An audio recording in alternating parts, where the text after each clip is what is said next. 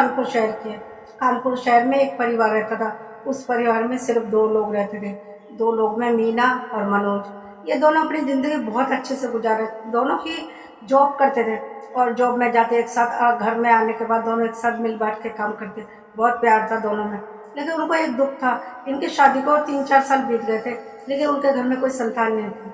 लेकिन उनको उम्मीद थी ऊपर वाले पे, क्योंकि वो हमेशा मंदिर में जाते, गुरुद्वारे में जाते, हमेशा बच्चे के लिए मन्नत मांग के आते थे और मन्नत मांगते और फिर आके इसी उम्मीद में जीते एक ना एक दिन तो हमारी मन्नत पूरी होगी। और वह खुशी खुशी अपनी ज़िंदगी गुजार रहे थे। सिर्फ एक ही गम था, उनका बच्चे का गम, वरना उनके घर में कोई भी दुख नहीं था, क्योंकि प्यार तो इतना था दोनों में। दोनों की अरेंज मैरिज हुई थी, फिर भी बहुत प्यार करते थे दोनों एक दूसरे से। जैसे जैसे समय गुजरता है, मीना और मनोज की मनोकामना पूरी हो गई।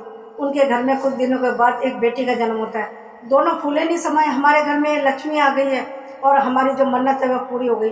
दोनों ने मिलकर सोचा ये बहुत मन्नतों से पाया हमने अपनी बेटी को, इसका नाम भी हम मन्नत रखेंगे। दोनों बहुत खुश थे बेटी के आने पे। उसके जन्म के बाद दोनों बहुत खुश थे। ऐसे करके इनकी ज़िंदगी खुशी से बीतने लगी। जब धीरे धीरे मन्नत बड़ी होती है, 10 साल की होती है, तो वह अपने बालकोनी से बहुत सारे बच्चों को साइकिल चलाते हुए देखती है। वह अपने मम्मी पापा से कहती है मुझे भी साइकिल खरीद के दो। उनके मम्मी पापा पहले बोलते हैं अभी तुम छोटी हो।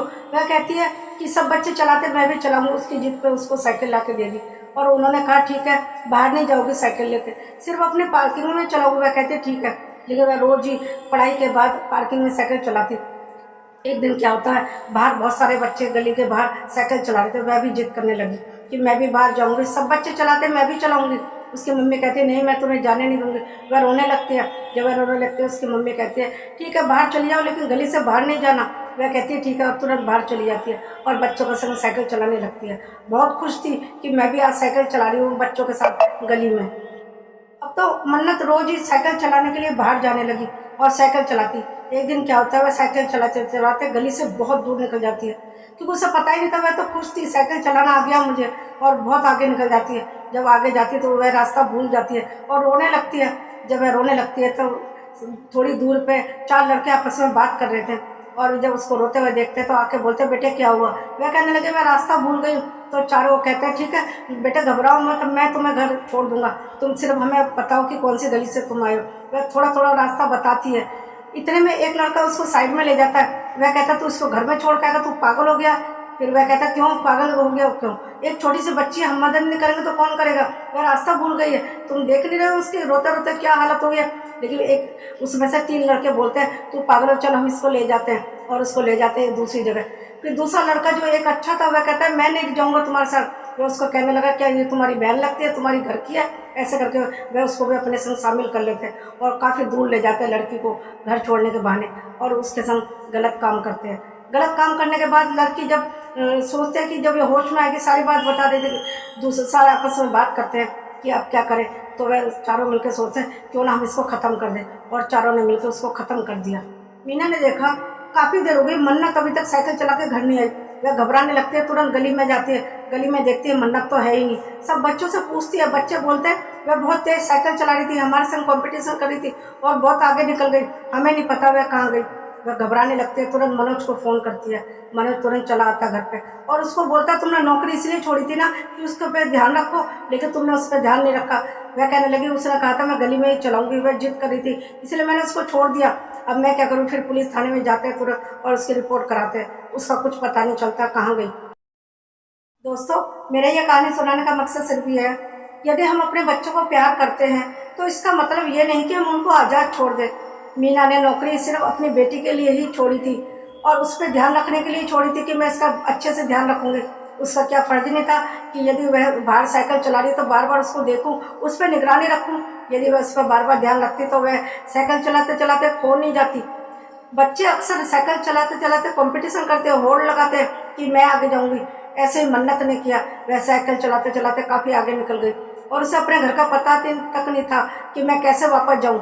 यदि मीना अपनी बेटी पे ध्यान रखती तो उनकी बेटी उनसे हमेशा के लिए दूर ना होती। और उधर वह चारों लड़के, उन्होंने एक बार भी नहीं सोचा कितनी छोटी है वह लड़की, 10 साल की थी, रो रही थी रास्ते में खड़े होकर। उन्होंने एक बार भी नहीं सोचा कि बहुत छोटी है ये, और उनके मन में ये गलत भावना आई भी तो आई कैसे। और उसमें से एक तो अच्छा था ना, अच्छा होते हुए भी वह बुरा बन गया उन तीनों के साथ मिलकर। उसने एक बार भी नहीं सोचा मैं तो शुरू से ही अच्छा हूँ, इन तीनों की बातों में मैं क्यों हूँ। यदि वह उनकी बातों में ना था तो उसकी जान बच सकती थी, उसकी इज्जत बच सकती थी, लेकिन उसने ऐसा नहीं किया। उन तीनों के साथ वह भी मिल गया। क्या ऐसा ही होता है? कोई अच्छा इंसान यदि गलत के साथ बैठे तो वह भी गलत हो जाना चाहिए? ये क्या होता है? ये बिल्कुल नहीं होना चाहिए। यदि कोई इंसान अच्छा होता है तो वह अपने घर के संस्कारों की वजह से, अपनी आदत की वजह से अच्छा होता है। तो वह लड़का जो एक अच्छा था, वह उन तीनों की बातों में पर 1 मिनट में ही कैसे आ गया? यदि वह सच में अच्छा होता तो वह उनकी बातों में बिल्कुल नहीं आता। 1 मिनट में वो उनकी बातों में आ गया। यदि वह जिद करता तो शायद वह तीनों लड़के भी अपना इरादा बदल देते, लेकिन उस लड़के ने ऐसा नहीं किया। वह भी उनके साथ मिल गया, उनकी बातों में आ गया। ये कहाँ की अच्छाई है? ऐसे गलत काम करने वाले लड़के एक बार भी नहीं सोचते कि पहले हम बच्चे की उम्र देखें। वह बच्चे की उम्र भी नहीं देखते कि कितनी है, और एक बार भी ये नहीं सोचते कि हमारे घर में भी बहू बेटी है, छोटे बच्चे हैं, यदि हमारे संग ऐसा हो जाए तो हमारे दिल पे क्या बीतेगी। यदि सब ये सोचने लगे ना कि जो हम दूसरों के संग कर रहे हैं, यदि हमारे संग भी ऐसा हो तो हमारे दिल पे क्या बीतेगी, तो कोई गलत करेगा ही नहीं। लेकिन हर कोई ये नहीं सोचता कि यदि हमारे संग गलत हो तो हमारे दिल पे क्या बीतेगी। उनको तो सिर्फ गलत करने से मतलब है, सोचने से कोई मतलब नहीं कि गलत का नतीजा गलत ही होता है। और बाद में तो उनको पुलिस में भी जाना पड़ता है। सारी जिंदगी के लिए जेल की सलाखों के पीछे रहना मंजूर है, लेकिन गलत काम छोड़ना मंजूर नहीं है इन लोगों को। दोस्तों, मैं सबसे यही कहना चाहती हूँ, अपने बच्चों पे बहुत ज़्यादा से ज़्यादा ध्यान रखें। और यदि वह गली में खेलने जाए तो उन पर बार बार निगरानी बनाए रखें, बार बार उनको जाके देखें कि वह कहाँ जाने, किसके साथ खेल रहे हैं। यदि इन बातों का ध्यान रखेंगे तो ऐसे कभी दुर्घटना होगी ही नहीं, जैसे कि मीना और मनोज के साथ हुई। इनको इकलौती औलाद जो इतनी मन्नतों से मिली थी, हमेशा के लिए उनसे दूर हो गई, सिर्फ उनकी माँ की लापरवाही की वजह से। यदि वह उसको बार बार देखती तो ऐसा होता ही नहीं। इसलिए मैं सबसे ये कहना चाहती हूँ, अपने बच्चों पे ज़्यादा से ज़्यादा ध्यान रखें, क्योंकि ऐसे लड़के गली गली में यही ताक लगाए रहते हैं, क्योंकि वह छोटे बच्चों को ज़्यादा शिकार बनाते हैं, क्योंकि वह कुछ बोल नहीं पाते। उन्हें बहलाना फुसलाना बहुत आसान है, इसलिए ज़्यादातर ऐसे लड़के उन्हीं के साथ करते हैं जो ना समझ होते हैं। इसलिए बहुत ध्यान रखें अपने छोटे छोटे बच्चों का। दोस्तों, मेरी ये कहानी यहीं समाप्त होती है। यदि आपको मेरी ये कहानी पसंद आई तो लाइक और शेयर कर दीजिए, और आप मेरे चैनल पर नए तो सब्सक्राइब भी कर दीजिए, और बेल आइकन को भी प्रेस कर दीजिए, और कमेंट भी कर दीजिए कि मेरी ये कहानी आपको कैसी लगी, अच्छी लगी, बुरी लगी, कैसी भी लगी। आप और मुझे भी बता सकते हैं, और कैसी कहानी आपको सुननी है। जो भी आपको कहानी सुननी है मैं आपके लिए ज़रूर लेके आऊँगी। बस मैं अपनी कहानी को यहीं समाप्त करती हूँ। मिलती हूँ अगले वीडियो में एक नई कहानी लेके। अपना और अपनों का बहुत ध्यान रखिए। तब तक के लिए नमस्कार, थैंक यू।